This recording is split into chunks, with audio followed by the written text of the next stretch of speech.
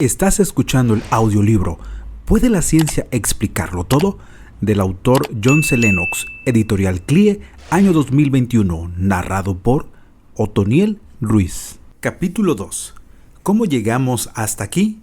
De Newton a Hawking. Es posible que el científico más celebrado de los tiempos modernos sea Stephen Hawking, que fue catedrático de matemáticas en la Universidad de Cambridge, la misma butaca que ocupó Sir Isaac Newton 300 años antes. Newton era un firme y apasionado creyente en Dios y no percibía ningún conflicto entre su fe y la investigación científica. Hawking se declara ateo y dijo que tenemos que elegir entre la ciencia y Dios.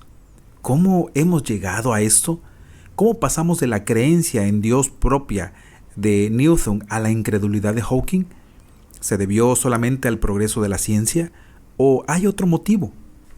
Hay dos cosas a tener en consideración que son evidentes, pero que a menudo la gente pasa por alto.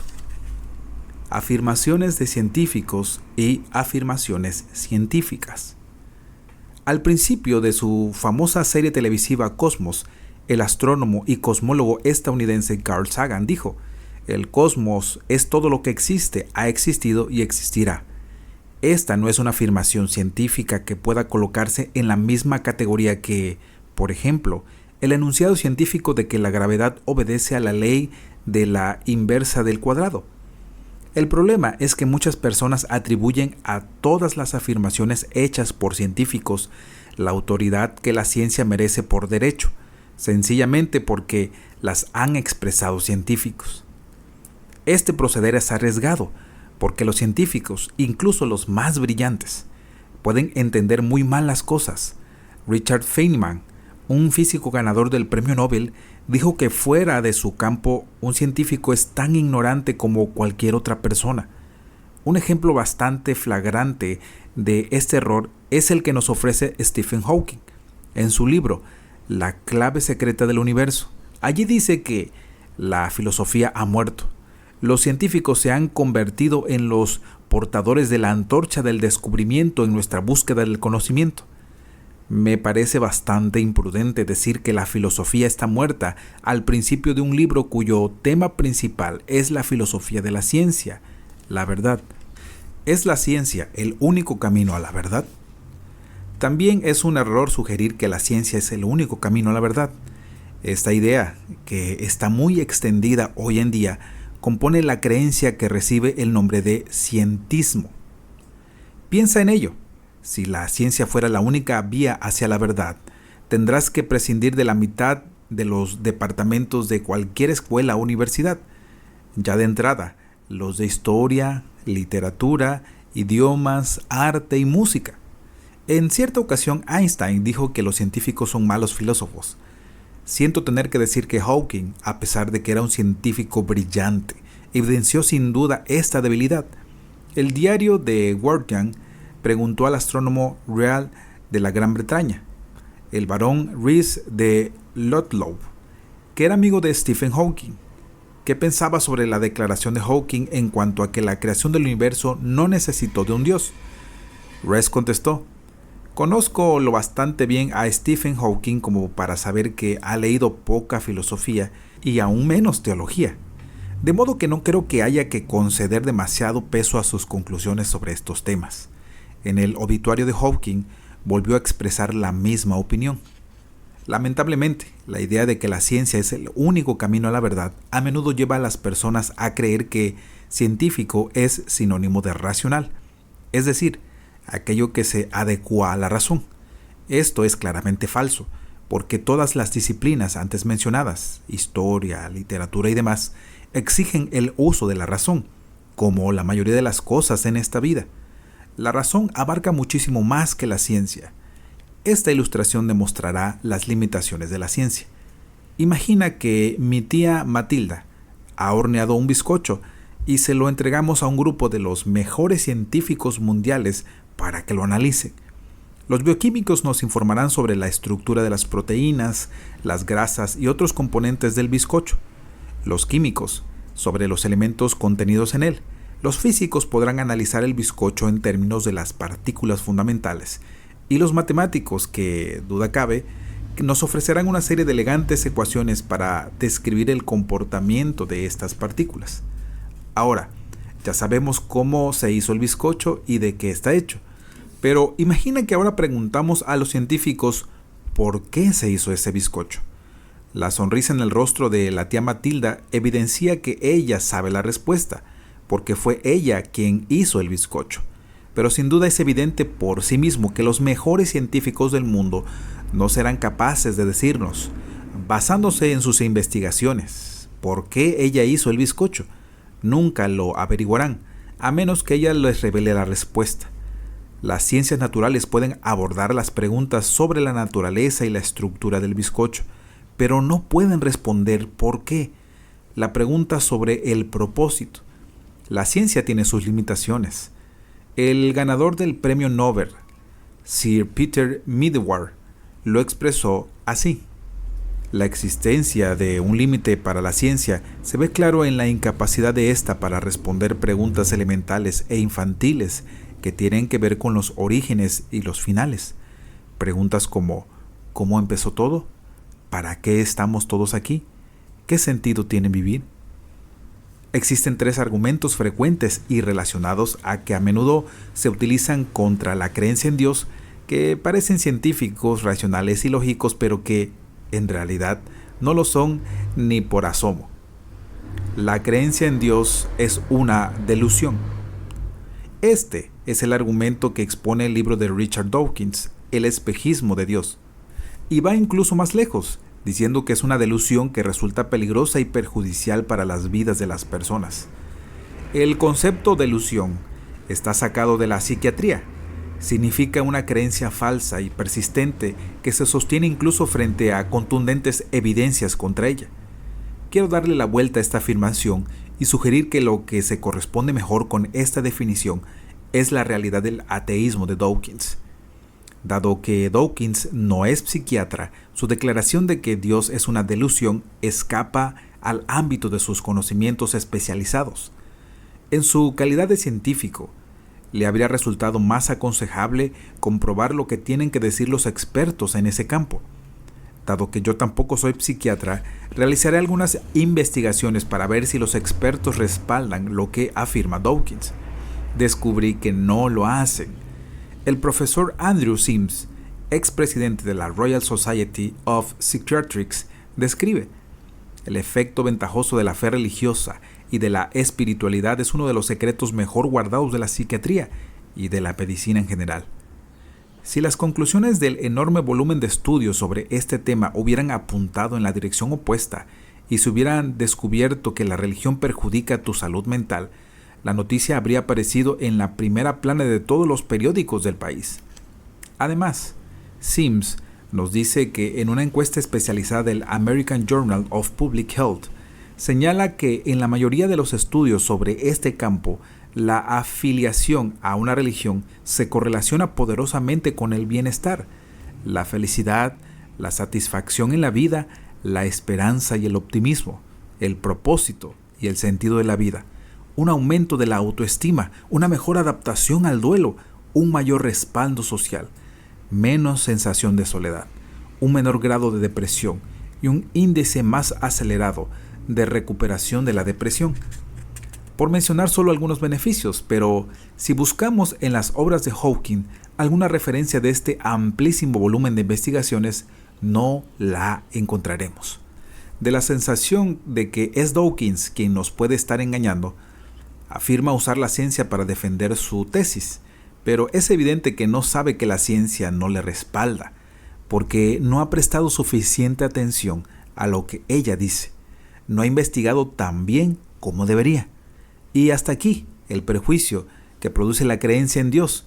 En capítulos posteriores abordaremos las evidencias de la realidad de Dios, y en ellos sugeriré que lo que es una delusión es el ateísmo, dado que es una creencia persistente que se mantiene a pesar de contundentes evidencias en contrario.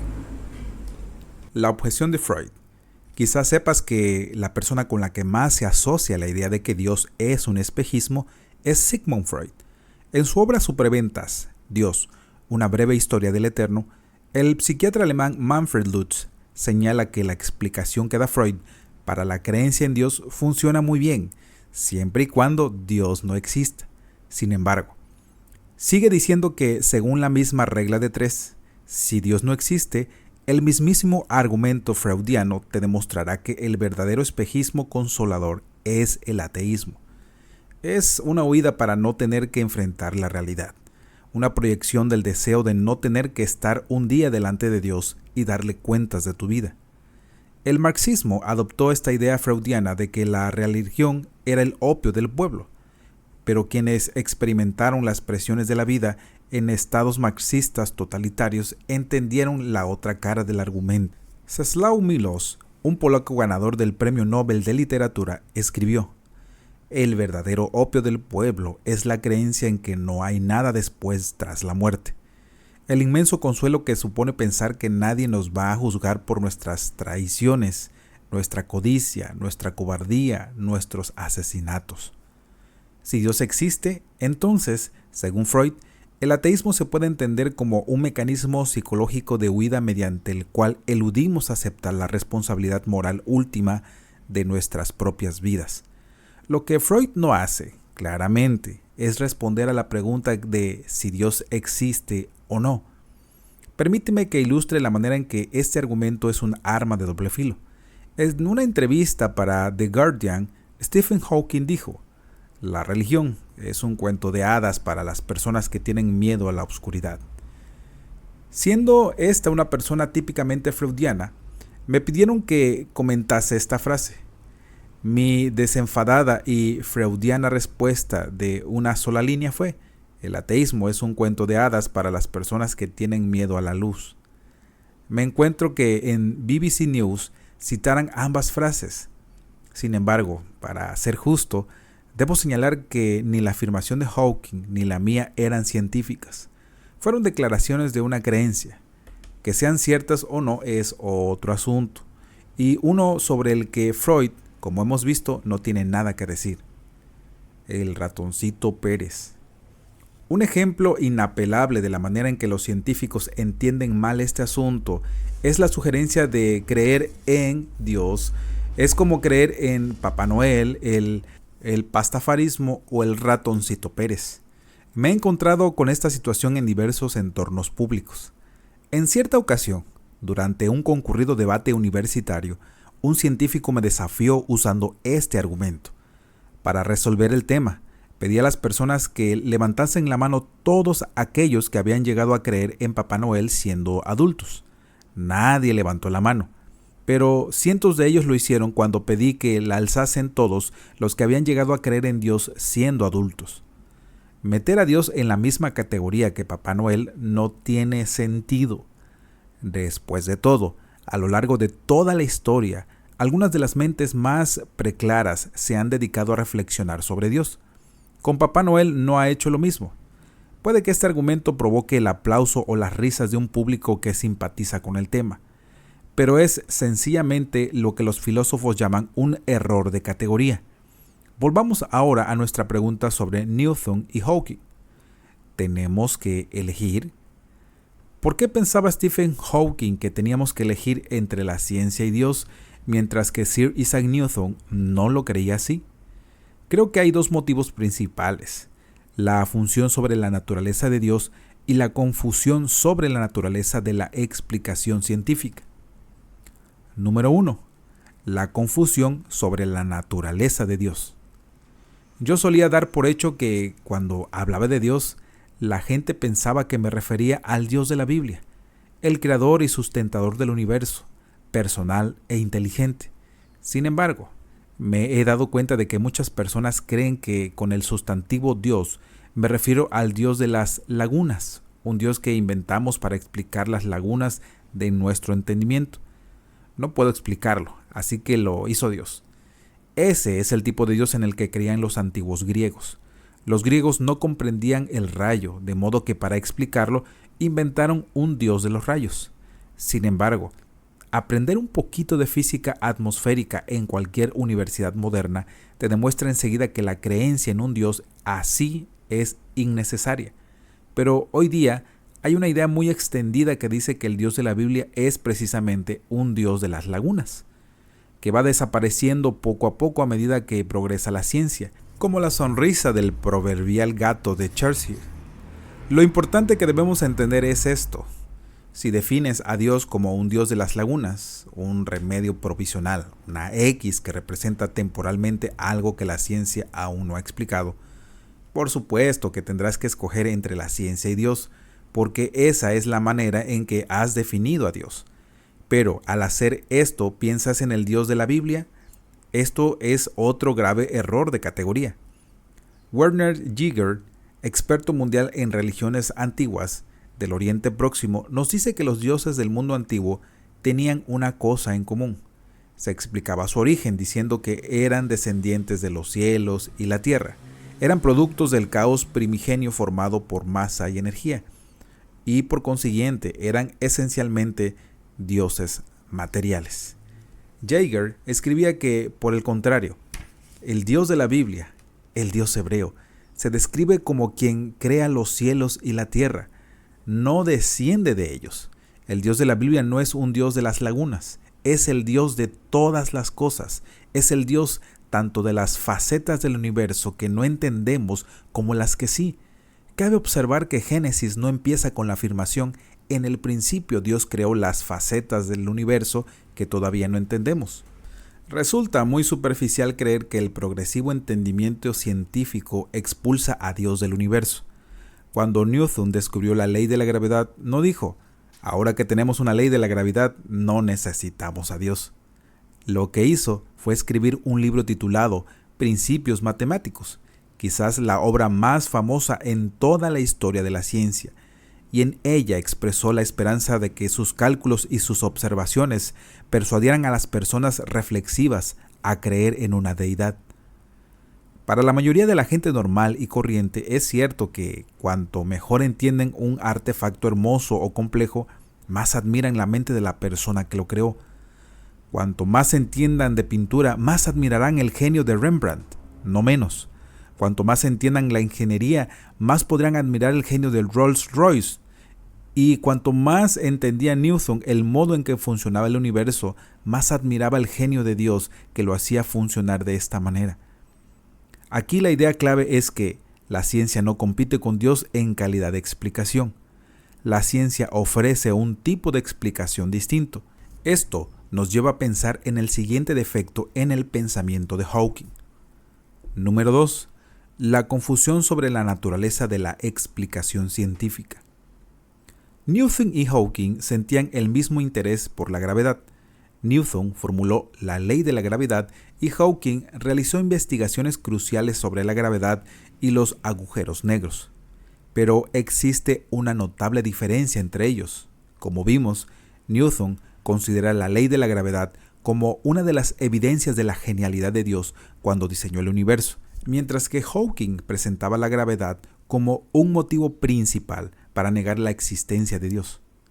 Muchas personas dan por hecho que el motivo de este cambio de actitud es que han pasado más de 300 años desde que Newton realizó sus descubrimientos, y que en ese lapso la ciencia ha progresado tanto que la creencia en Dios se ha vuelto inconcebible. Pero no creo que esto sea cierto. El rechazo de Dios por parte de Hawking debido a la ley de la gravedad y, de hecho, el rechazo por parte de Dawkins y muchos otros se debe en cambio a las malas interpretaciones de la naturaleza de lo que es una explicación. ¿Qué explica la ciencia? Nuestra ilustración de Tía Matilda y el bizcocho demuestra que el cientificismo, la creencia en que la ciencia puede, al menos en principio, explicarlo todo, es falso. Vamos a formular una pregunta más precisa. ¿Qué explica exactamente la ciencia? Por ejemplo, ya que hemos estado pensando en la gravedad, preguntemos, ¿qué explica la ley de la gravedad? Sin duda me dirás que es evidente, la ley de la gravedad explica la gravedad. Pues a lo mejor te sorprende descubrir que en realidad no es así. Me gustaba mucho enseñar a mis alumnos cómo la ley de la gravedad nos ofrece un recurso matemático brillante para calcular el efecto de la gravedad, de modo que podemos dilucidar la velocidad que debe alcanzar un cohete para escapar del campo gravitacional terráqueo, o podemos hacer los cálculos que envían una sonda espacial a Marte. Pero la ley de la gravedad no nos dice lo que es realmente la gravedad, solo cómo funciona. Newton entendía esta diferencia y así lo dijo. Es decir, que la ley de la gravedad no nos proporciona una explicación exhaustiva de la gravedad. Esto es lo que suele pasar con la ciencia, incluso dentro de su propio ámbito. Una explicación científica raras veces está completa. El filósofo Ludwig Wittgenstein se refería a esto cuando escribió: en la base de la visión moderna del mundo se encuentra el espejismo que dice que las llamadas leyes naturales son explicaciones de los fenómenos naturales. El sistema moderno hace que parezca que todo ha sido explicado. Lo cierto es que las leyes naturales describen el universo, pero en realidad no explican nada. Haremos una pausa para reflexionar que, desde la perspectiva de la ciencia, la propia existencia de las leyes naturales es un misterio en sí mismo. Richard Feynman, Premio Nobel en Física, escribe: el hecho de que existan reglas que debemos comprobar es una especie de milagro. Que sea posible encontrar una regla, como la ley de la gravedad, de la inversa del cuadrado, es un tipo de milagro. No la entendemos en absoluto, pero nos lleva a la posibilidad de predecir, es decir, que nos dice qué podemos esperar que suceda en un experimento que aún no hemos realizado. El mero hecho de que las leyes puedan formularse matemáticamente fue un motivo constante de asombro para Einstein. En su opinión, señalaba más allá del universo físico algún espíritu inmensamente superior al de los hombres. La explicación racional. Lo siguiente que debemos tener en cuenta es que la explicación científica de algo no es necesariamente la única explicación racional posible. Puede haber múltiples explicaciones que sean igualmente ciertas al mismo tiempo. Supón que preguntas: ¿por qué hierve este agua? Yo podría responder que la energía calórica de la llama de gas se transmite por la base de cobre de la tetera y agita las moléculas de agua hasta el punto de que ésta hierve. También podría decir que el agua hierve porque quiero tomarme una taza de té. De inmediato vemos que ambas explicaciones son igual de racionales. Las dos tienen sentido, pero son muy diferentes. La primera es científica y la segunda es personal, que involucra mis intenciones, mi voluntad y mi deseo. Lo que es también evidente es que las dos explicaciones no entran en conflicto y ni siquiera compiten, se complementan.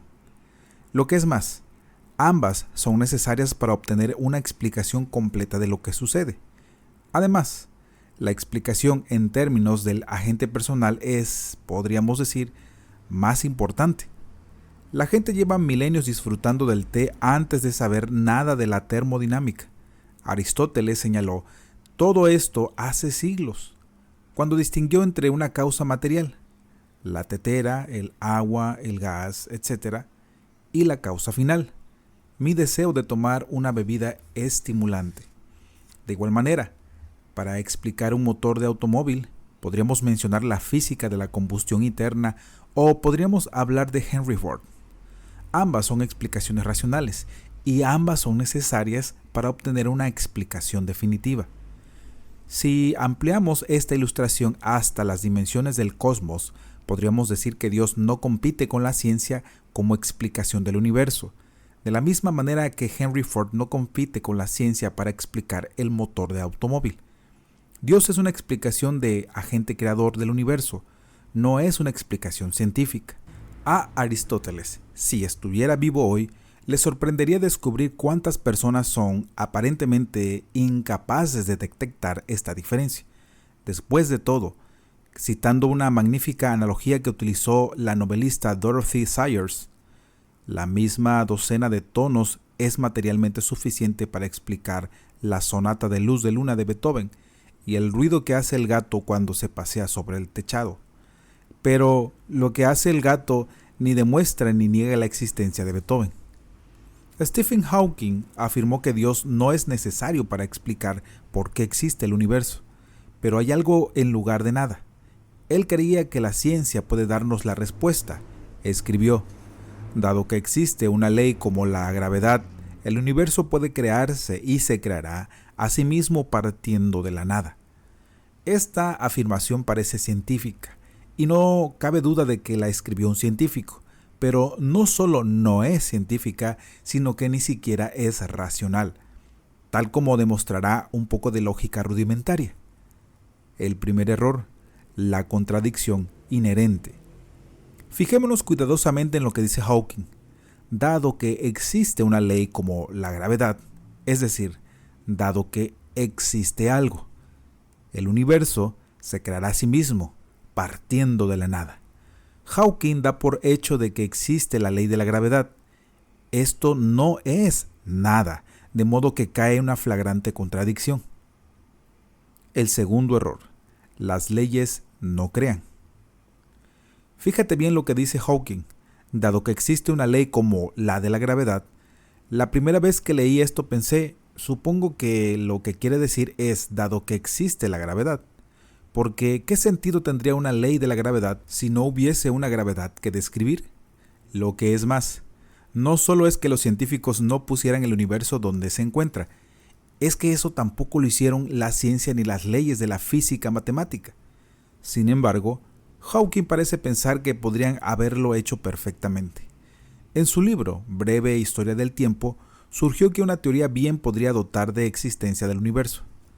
El proceder habitual de la ciencia, que consiste en construir un modelo matemático, no puede responder a las preguntas de por qué debería existir un universo para que el modelo pueda describirlo. ¿Por qué iba a tomarse el universo la molestia de existir? ¿Acaso la teoría unificada es tan atractiva que induce su propia existencia? ¿O acaso necesita un creador y, si es así, tiene éste algún otro efecto sobre el universo?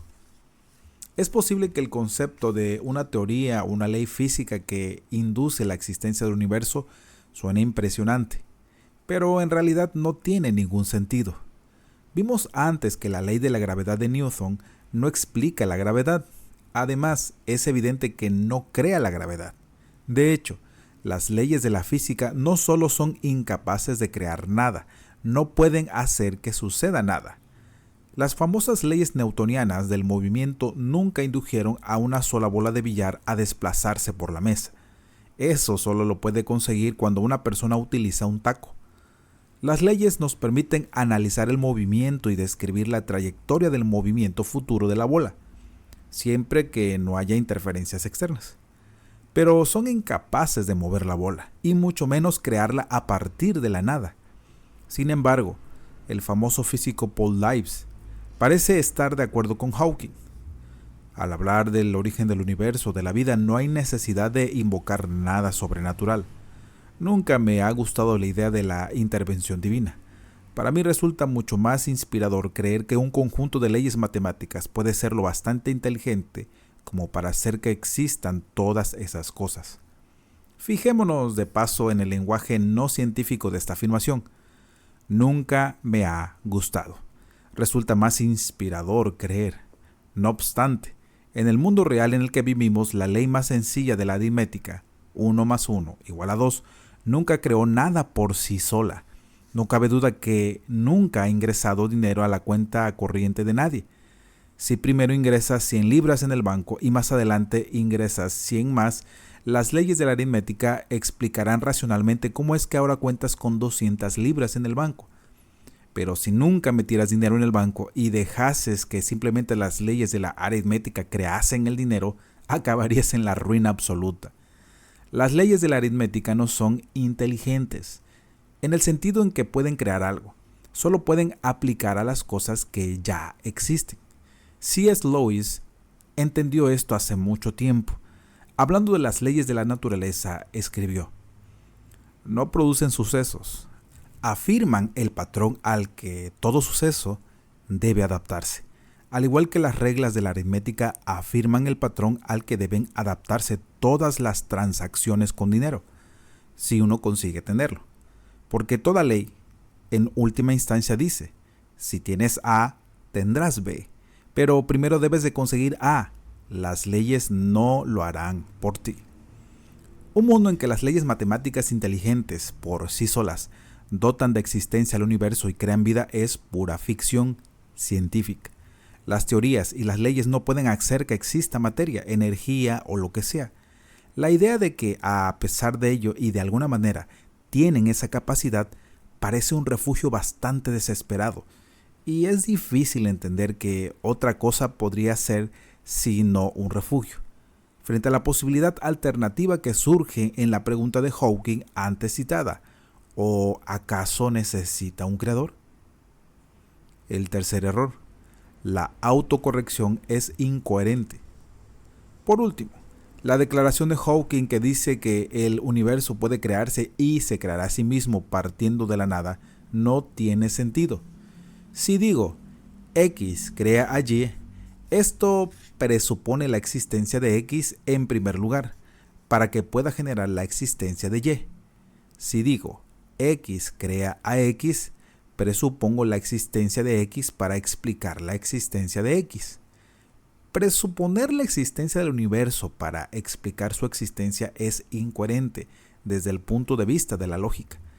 Lo que demuestra esto sencillamente es que una afirmación sin sentido sigue siendo incluso cuando la escribe un científico de renombre mundial. Hawking ha fracasado claramente en responder a la pregunta central: ¿por qué existe algo en vez de nada? Dios dice que la existencia de la gravedad supone que la creación del universo fue inevitable, pero ¿cómo llegó a existir la gravedad? ¿Cuál fue la fuerza creativa detrás de su nacimiento? ¿Quién la puso ahí con todas sus propiedades y su potencial para la descripción matemática? De igual manera, cuando Hawking arguye en apoyo de su teoría de la creación espontánea, que solo era necesario que se encendiera la mecha para poner en marcha el universo, me siento tentado a preguntar ¿de dónde salió esa mecha? Si fue lo que puso en marcha el universo, es evidente que no forma parte de él, ¿no? Entonces, ¿quién la encendió? ¿Sino Dios? Alan Sachs, considerado generalmente como el padre de la astronomía moderna, que fue el descubridor de los cáusares y que obtuvo el premio Crawford, dentro del ámbito de la astronomía equivale al premio Nobel, no tiene dudas respecto a su respuesta.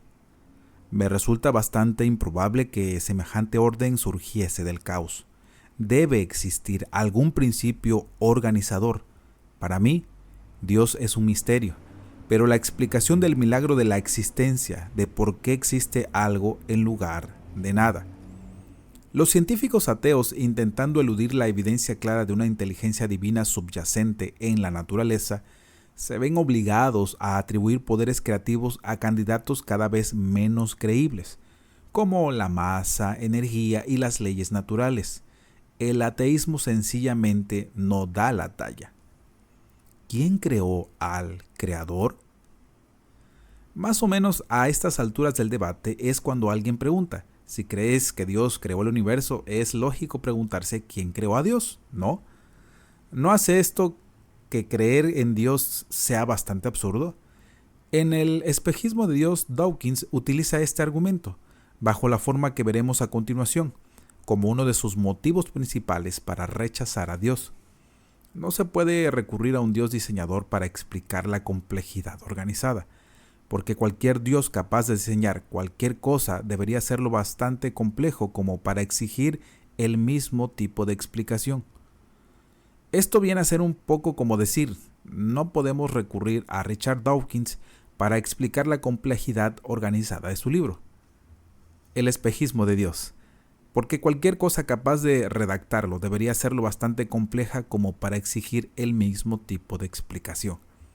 De cualquier manera, si formulas la pregunta de qué o quién creó a Dios, debes tener claro lo que estás asumiendo. ¿No es cierto que asumes que Dios fue creado? Pero, ¿y si no lo fue? Entonces tu pregunta es irrelevante. Y eso es un problema grave, dado que la Biblia describe a Dios como un ser que es eterno e increado. Por lo tanto, tu pregunta ni siquiera es aplicable a Él, y mucho menos amenaza su existencia, ni la fe de quienes creen en Él. Sospecho que si el libro de Richard Dawkins se hubiera titulado El espejismo de los dioses creados, nadie lo habría comprado. Y es que todo el mundo se da cuenta de que los dioses creados, a los que habitualmente llamamos ídolos, son un espejismo. Es un punto sobre el que toda la tradición cristiana estaría entusiásticamente de acuerdo con él. No cabe duda de que el argumento de Dawkins se aplica a las cosas creadas, pero se queda corto, porque puede aplicar a su propia concepción del universo. Si él insistiese en que Dios no es una explicación, ¿por qué uno debe preguntar quién creó a Dios? Entonces, por la misma regla de 3, todo motivo que él nos dé para el universo no es una explicación, o a menos que pueda decir que lo indujo a existir. Por consiguiente, en un debate público le formulé esta pregunta: ¿usted cree que el universo lo creó, pero quién creó a su creador? Llevo más de 10 años esperando una respuesta a esta pregunta. Hasta ahora no la he recibido. Esto fue el capítulo 2. En el siguiente capítulo abordaremos el tema Desmontando mitos. La religión depende de la fe, la ciencia no. Esto fue un trabajo de Teologética Audiolibros. Si te gusta nuestro contenido, te invitamos a suscribirte a nuestro canal y activar la campanita de notificaciones para estar pendientes en el próximo capítulo. Te invitamos también a que compartas nuestro contenido para que muchas más personas puedan ser bendecidas a través de esta labor. Que Dios te bendiga.